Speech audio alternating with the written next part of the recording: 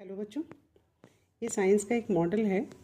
इस मॉडल के बारे में डिस्कस करने से पहले इसके पीछे की थ्योरी मैं बता दूं आपको। आप ये देख रहे हैं इलेक्ट्रोमैग्नेटिक वेव्स, वैद्युत चुंबकीय तरंगे।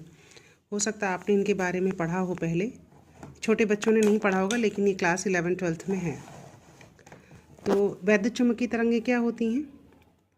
जब आपके वैद्युत वेक्टर के कंपन और चुंबकीय वेक्टर के कंपन एक दूसरे के परपेंडिकुलर स्पेस में अकॉर्डिंग टू टाइम जो है लाइट की स्पीड से जब आगे बढ़ते हैं, दोलन करते हैं, तो ये वैद्युत चुंबकीय तरंगे अपनी ऊर्जा को वैद्युत चुंबकीय तरंगों के रूप में उत्सर्जित करते हैं।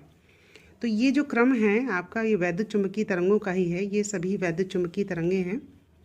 सबसे पहली डिस्कवरी जो हुई थी ये रेडियो वेव्स की हुई थी, जिसकी खोज की थी मार्कोनी ने।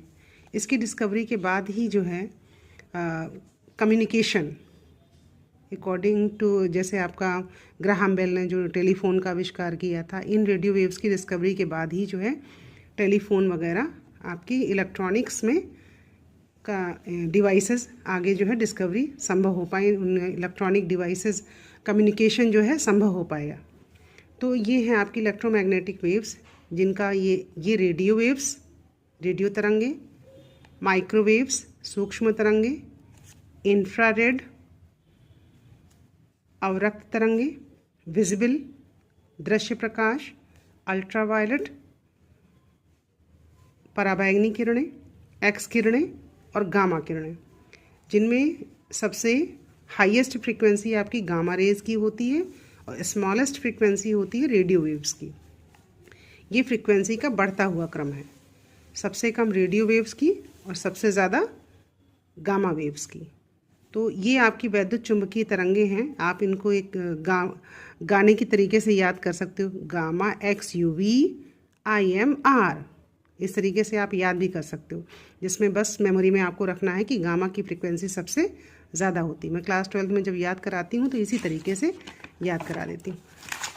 अब ये देखिए आप, अब जो अभी मैं बात करने जा रही हूँ आपको विजिबल लाइट के बारे में। जो दृश्य प्रकाश था उसमें 7 रंग होते हैं आपके।